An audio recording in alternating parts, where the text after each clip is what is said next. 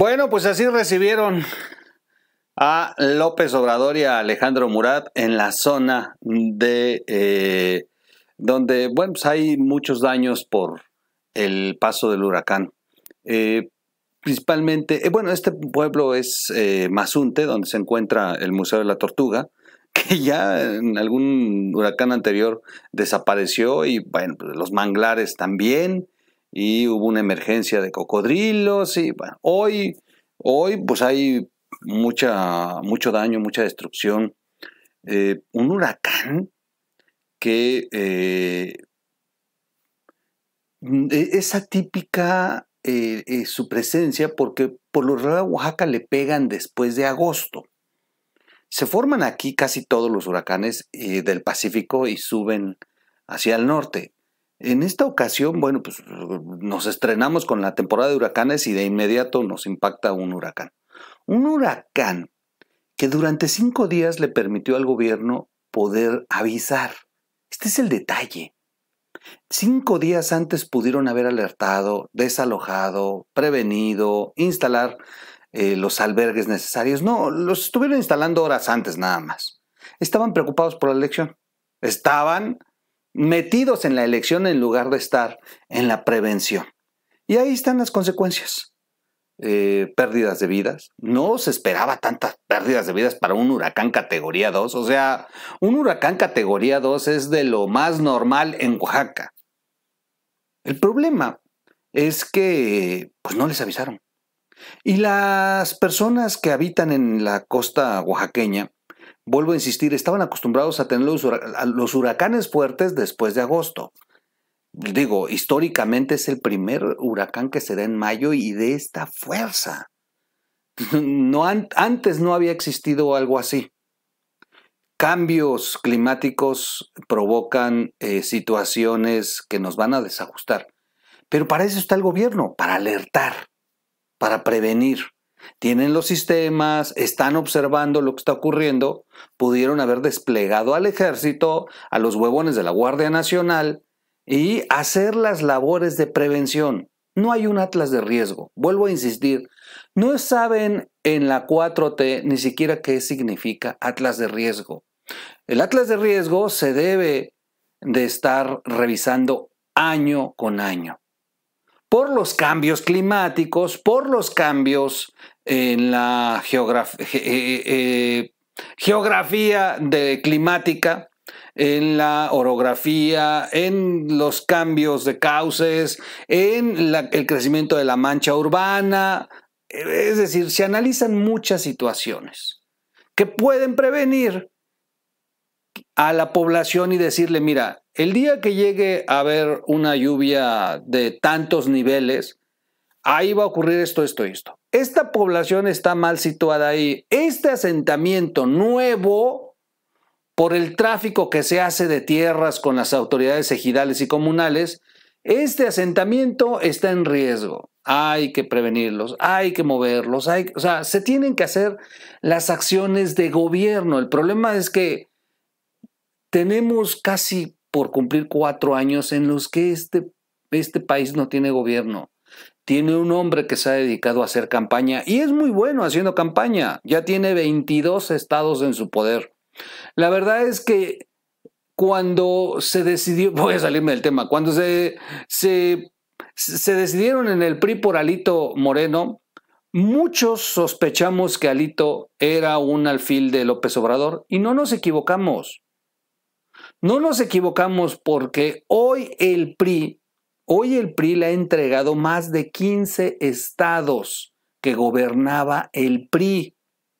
Si alguien es el responsable del incremento del poder de Morena, es el PRI de Alito, el PRI de los priistas que permitieron a Alito, ese Alito que hoy está de necio con quedarse. La grabación dice muy clara, la que involucra al exgobernador de Chiapas.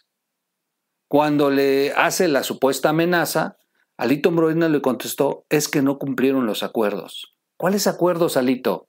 ¿Acordaste con el presidente López Obrador algo? ¿No te cumplieron y por eso el berrinche? ¿Y por eso se te fueron? ¿Porque ya traían un acuerdo y de pronto te saliste del huacal? o todo es ficción. Y la verdad es que ha cumplido el acuerdo cabalmente, como este gobernador al que le acaban de hacer una rechifla bajando con López Obrador del helicóptero, Alejandro Murat. Todos están en un acuerdo, están entregando el poder a Morena a cambio de impunidad, a cambio de seguir su carrera política, a cambio de subirse a esta nueva ola de gobierno. De verdad es que los intereses de la población, los intereses de la nación, los intereses del Estado quedan en el olvido, no existen, solamente existen sus intereses personales, sus intereses de carreras políticas.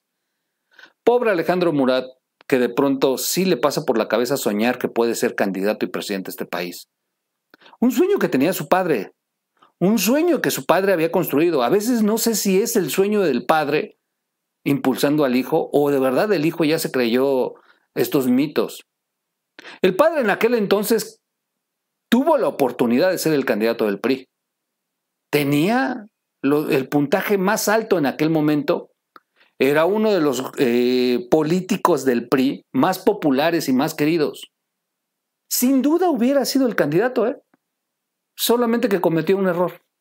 El famoso autoatentado.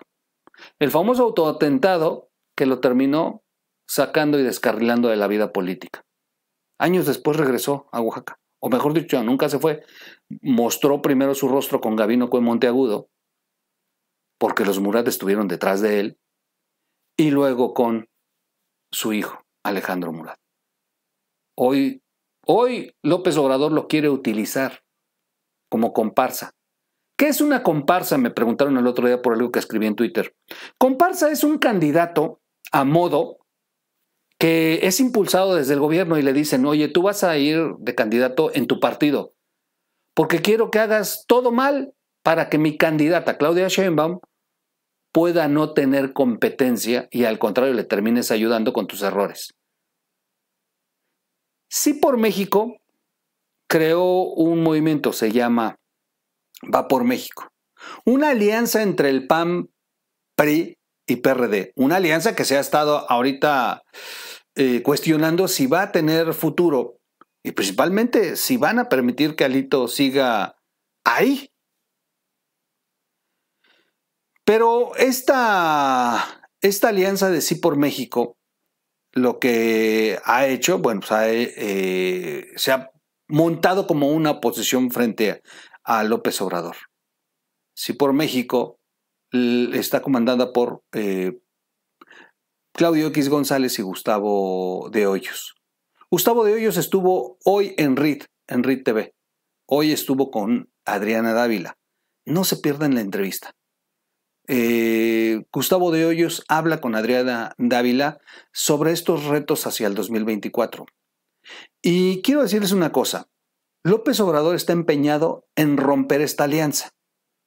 En que Sí por México, con la alianza Va por México, no pueda llegar unida en el 2024. Una de las estrategias que está impulsando López Obrador es impulsar la candidatura de Alejandro Murat, el casi ex gobernador de Oaxaca. Porque Alejandro Murat, levantando la mano para aspirar, lo que provocaría es romper un proceso interno de elección en el PRI. Un proceso que tiene controlado a Alito Moreno. Un proceso en el que ahorita Alito firma convenios con Va por México y con sus amigos. Pero si el PRI entra en un proceso de lucha interna por la candidatura, en una de esas termina Alito perdiendo, en una de esas le terminan arrebatando el PRI y en una de esas terminan determinando que el PRI se quite de la alianza. Algunos dicen que debería de desaparecer esa alianza, otros dicen que no, esa es la vía. Lo cierto es que López Obrador está empeñado en dividirla, le tiene miedo a esa alianza y una de las formas de llegar es con Alejandro Murat. Con Alejandro Murat de candidato para que sirva de comparsa a Claudia Sheinbaum. Por eso me da risa este video que vimos al inicio, de la rechifla que le dan a a Alejandro Murat y a López Obrador bajando del helicóptero allá en Mazunte, en la zona del huracán. El pueblo no es tarugo, el pueblo sabe que los abandonaron. A pesar de que López Obrador llevó aplaudidores de Morena, aún así el descontento de la población es enorme. Y muchísimas casillas no se instalaron por estas condiciones del huracán. Por eso no se tuvo una votación muy real de lo que piensa la población siniestrada. Pero en donde hubo casillas, hubo ausencia de votación. Morena apenas si alcanzó los resultados. Es de verdad escandaloso la forma en que le ha dado la espalda el pueblo al candidato de Morena. En un estado del que piensan sacar de 750 a 1 millón de votos en el 2024, se prendieron los focos rojos en Oaxaca. Definitivamente el pueblo se cansa de tanta pinche tranza en voz de López Obrador. Bienvenidos, vamos a platicar precisamente de elecciones y la mano de el narco, si me permiten. Voy rápido, vamos a poner el intro rápido para cambiar a mi imagen y regreso.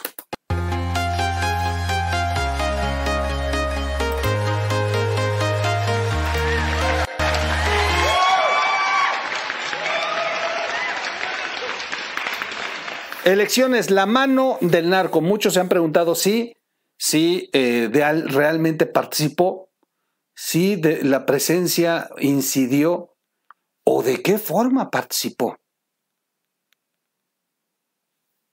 ¿Cuál es el motivo por el que de pronto se acusa la presencia del narco en las elecciones del 2022, en este pasado 5 de junio? Vamos a platicar de estos apuntes y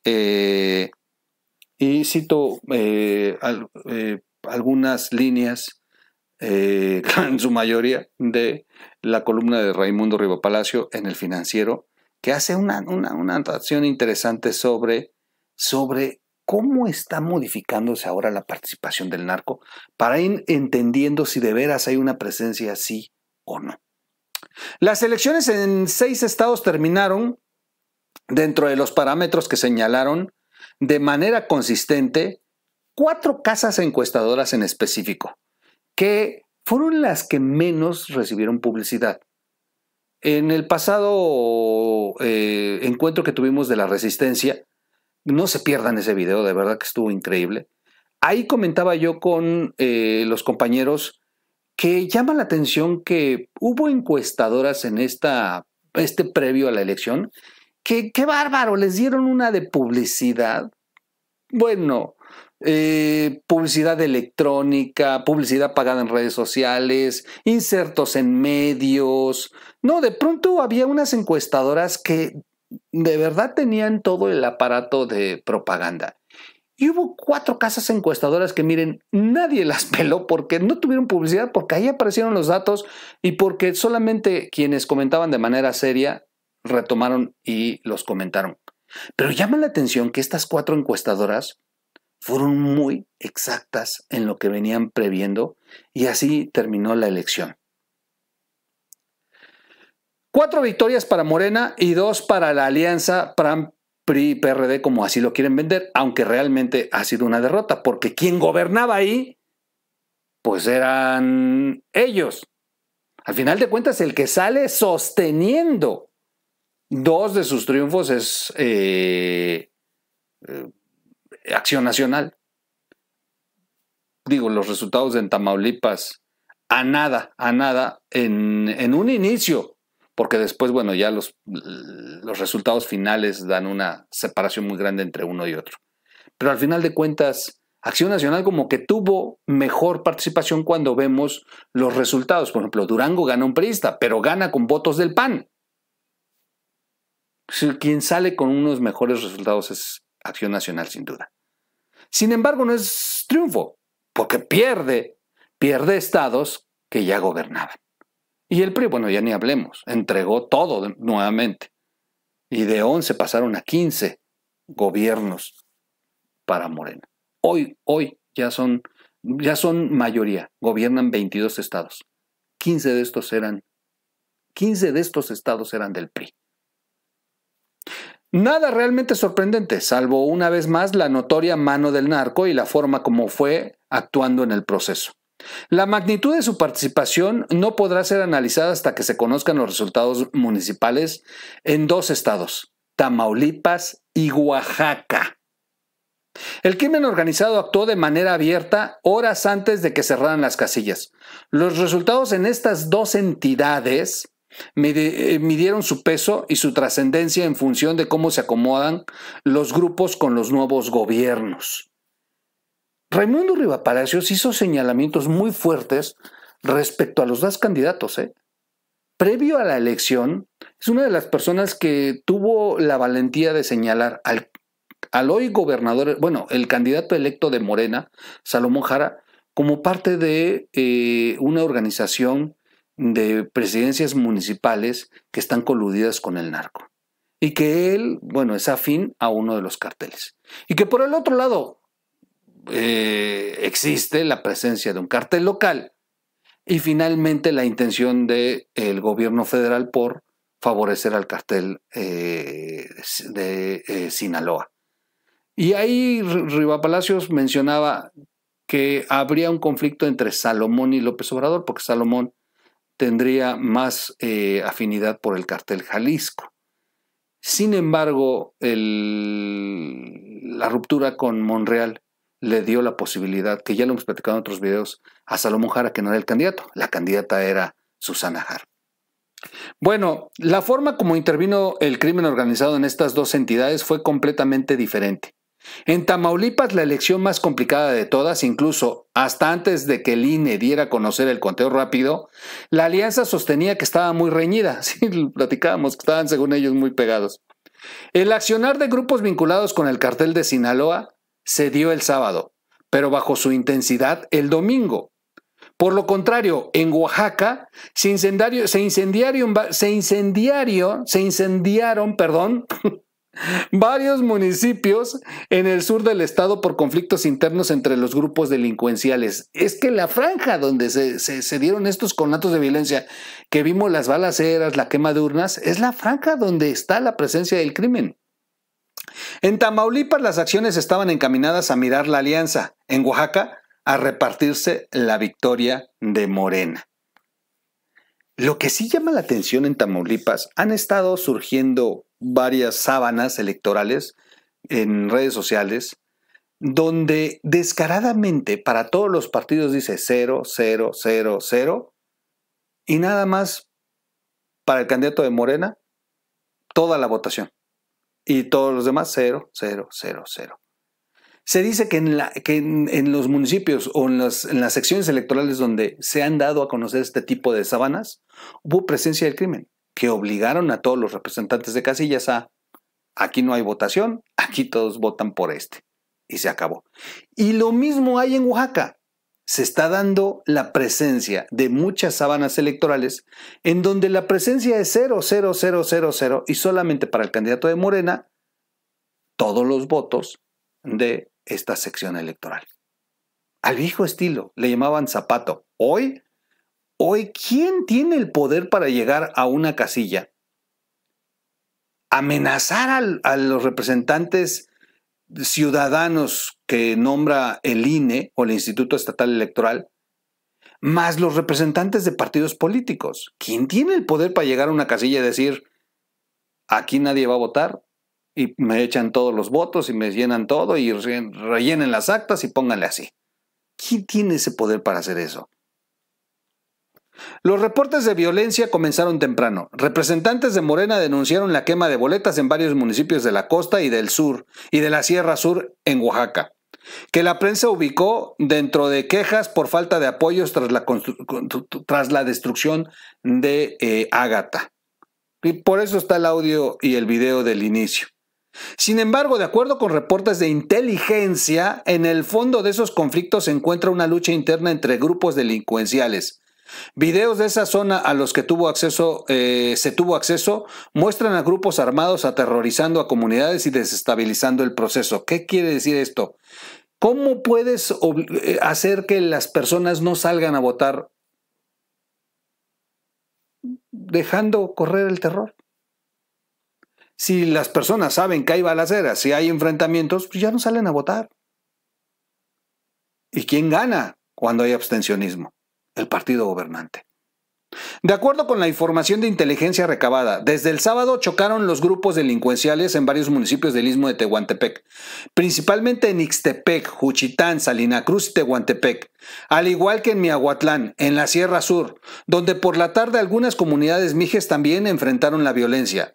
Los informes atribuyen como detonante de los enfrentamientos a Antonio Morales Toledo, exalcalde, expresidente municipal, les encanta decirles alcaldes, expresidente municipal de San Blas Atempa, dentro del municipio de Tehuantepec, y que estaba fungiendo como el articulador de diferentes sectores del narcotráfico a favor de la campaña de Salomón Jara, el candidato de Morena que se perfilaba para ungirse como, que desde ese momento, para ungirse como gobernador, y pues ya, una vez realizado el cómputo oficial, pues ya está como gobernador electo. Morales Toledo ha sido operador financiero de Salomón Jara, el candidato de Morena, durante cuando menos 6 años, de acuerdo con antecedentes publicados por la prensa de Oaxaca. Y el año pasado le bloquearon sus cuentas, al igual que a otros presidentes municipales del istmo de Tehuantepec, como parte de la operación Agave Azul, encabezada por la DEA, para romper las redes financieras del cartel Jalisco Nueva Generación. Esta organización ha estado tratando de ganar terreno en el istmo y en la costa sur del estado, controlada por el cartel de Sinaloa y sus filiales regionales. Los dos grandes carteles mexicanos llevan meses luchando en la región de Oaxaca, en esta región del istmo, donde se generan los huracanes, que adquirió un valor estratégico con la construcción del canal interoceánico que correrá desde Salina Cruz, Oaxaca, hasta Coatzacoalcos, Veracruz, y del que, por cierto, acaba de anunciar López Obrador que se lo va a entregar a la Secretaría de Marina para evitar privatizaciones. ¡Qué casualidad! A ver, termino rápido de esto y voy a un apunte muy importante. A ver. Esto se convertirá en un paso muy lucrativo de drogas, principalmente al recortar el tráfico del fentanilo y precursores químicos para las metanfetaminas desde la costa del Pacífico a la costa este de Norteamérica. El cartel de Sinaloa había contenido al cartel Jalisco Nueva Generación en el norte, obligándolo a correrse hacia la sierra y hacia el sur de Juchitán, que también controlan los sinaloenses.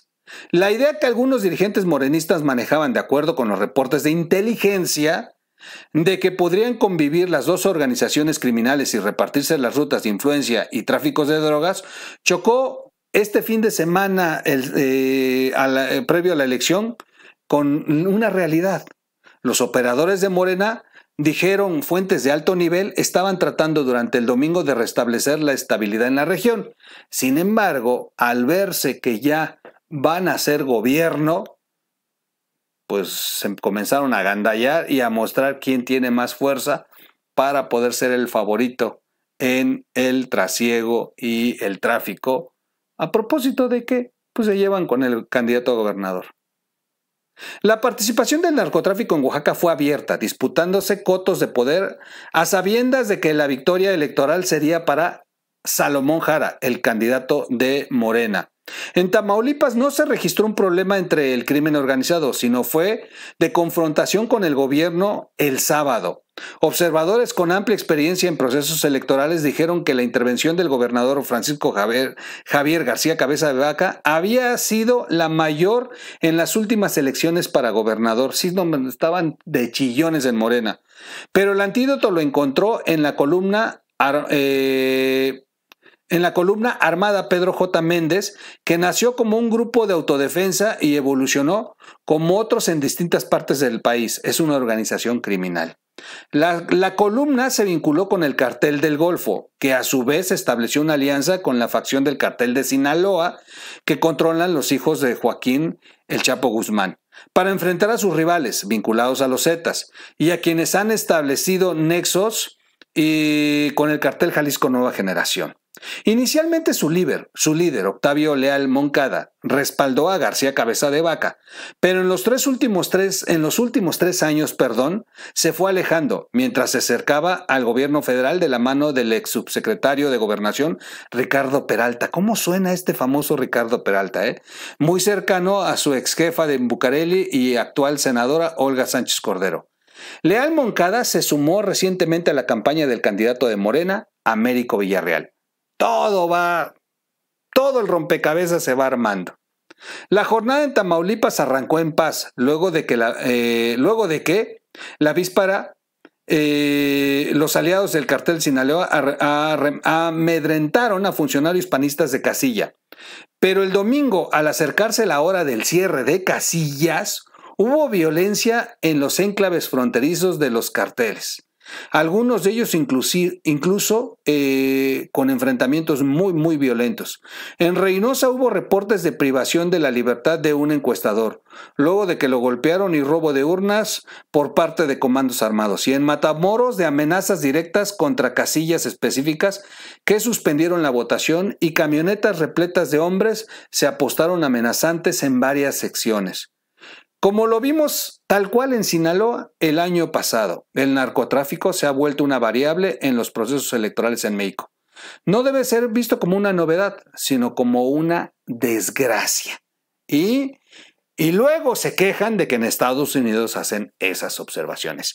Raimundo Riva Palacio, durante el proceso, hizo 3 columnas. Yo, por obvias razones, no las retomé, porque la verdad es que tampoco es tan fácil hablar de estas situaciones. La vida de quienes estamos aquí al frente de una cámara y un micrófono peligra, y más cuando se trata de cuestiones del narcotráfico. De hecho, son los temas de los que menos habla hoy, hablaba el periodismo. Pero en las últimas semanas, la verdad es que no nos podemos quedar callados ni hacernos pendejos, esa es la verdad. Y bueno, al final de cuentas, yo no soy el que acuso a Salomón Jara, y no es por tenerle miedo, al contrario, Salomón me conoce perfectamente y sabe que yo soy un opositor muy fuerte hacia su candidatura y tampoco creo que vaya a ser un gobernador digno de Oaxaca. Pero son muchas las acusaciones que lo han señalado, y yo lo dije en videos anteriores.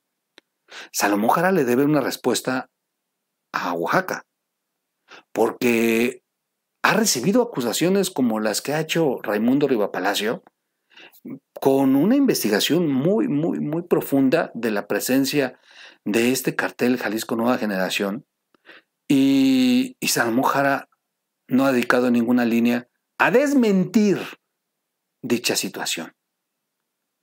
Y la verdad es que creo que sí es importante que el reciente electo candidato de Morena y en unos meses gobernador de Oaxaca sí pudiera de verdad tomarse el tiempo para contestarle a los periodistas que a nivel nacional lo han señalado. Creo que eso ayudaría mucho a darle certidumbre al estado de Oaxaca.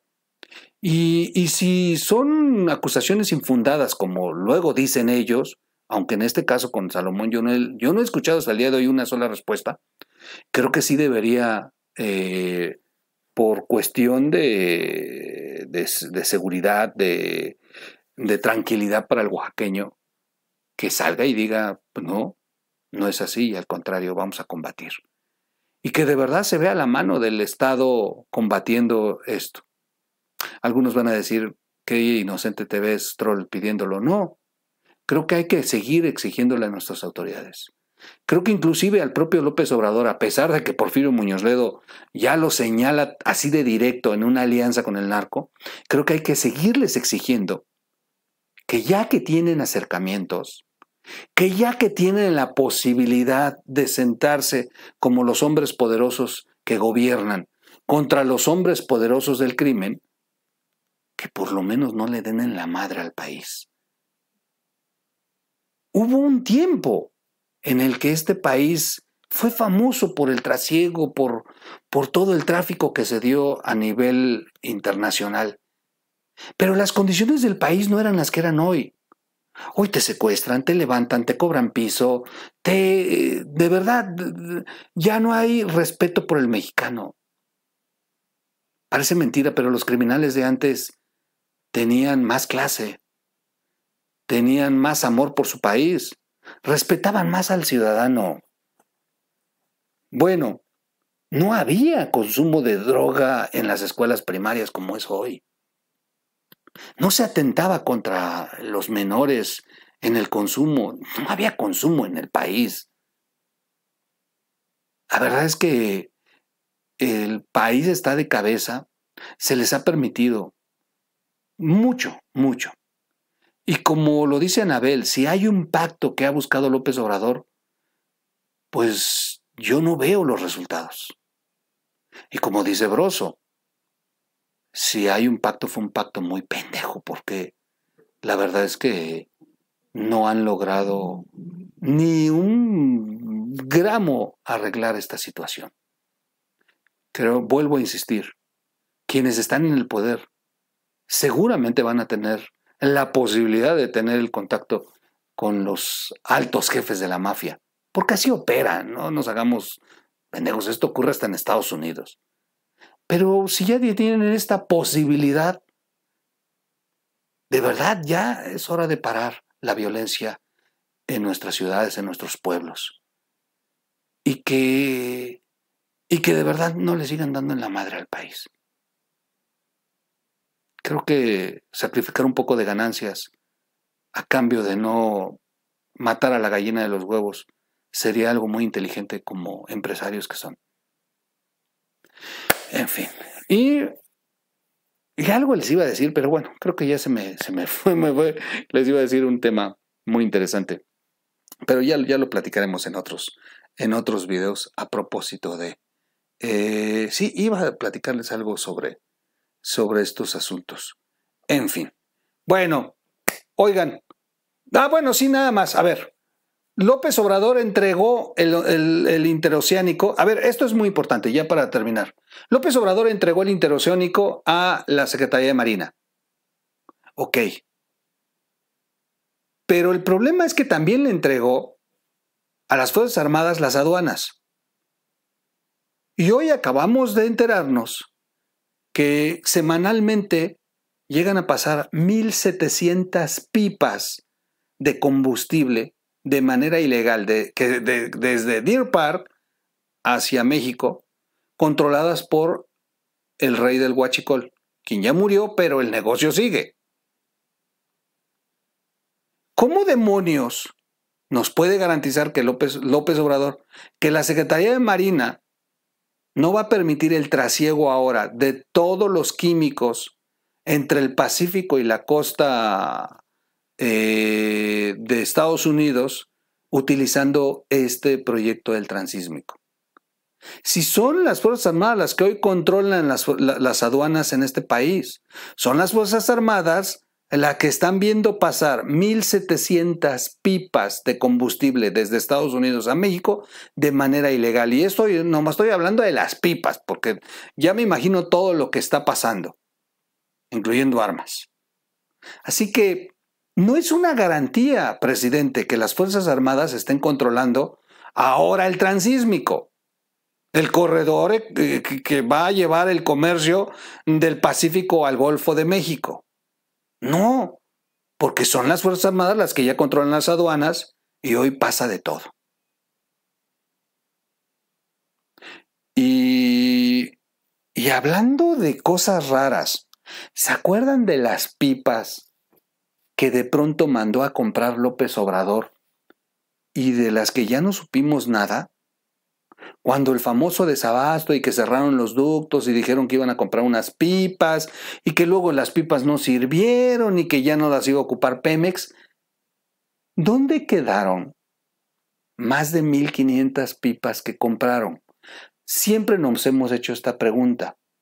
Y el gobierno, cuando se le llegó a cuestionar, volteó para otros lados e hizo como que no se le preguntó. Lo que me llama la atención es que hoy se descubra que el rey del Huachicol utilizaba 1,700 pipas para trasladar combustible desde Deer Park a México de manera ilegal y que en este negocio está metido Morena. ¿No será que las pipas que mandaron a comprar terminaron siendo las que utilizaba el zar del huachicol. Digo, no puedo señalar y acusar directamente, pero se me hace un poco extraño que de pronto nadie supo de las pipas y hoy nos enteramos que el huachicol desde Deer Park cruza a través de 1,700 pipas semanales, muy puntual, que dejan más de $2,5 millones de dólares semanales. No se pierdan el video que hicimos anterior a este, ahí les explico perfectamente cómo se hacían los repartos de este ingreso. Es un video muy largo el que tengo hasta ahorita, yo lo dejo, nos vemos en un siguiente video como siempre y de verdad, Oaxaca los necesita. Hay muchos centros de acopio donde se están instalando pues, lugares de recepción para que usted pueda donar. Ahí está la Cruz Roja Mexicana, como siempre, sí llega. Yo he trabajado con la Cruz Roja muy de cerca. De hecho, ahorita estuvimos entregando cosas. Siempre es bueno acercarse a organizaciones ciudadanas. Usted sabe a quién sí tenerle la confianza a la hora de ir a entregar un víver, un agua, algo, y que nos pueda servir para que se envíe a la zona de los damnificados. De verdad, acérquese. Hay muchos que se están instalando cerca de donde está usted seguramente viviendo y habrá que ver nada más a quién se lo damos o a la Cruz Roja Mexicana que sí lo está trasladando a la zona siniestrada por el huracán Ágata. Los veo en un siguiente video. Gracias y no se pierdan a Adriana Dávila. Estuvo increíble. Vámonos.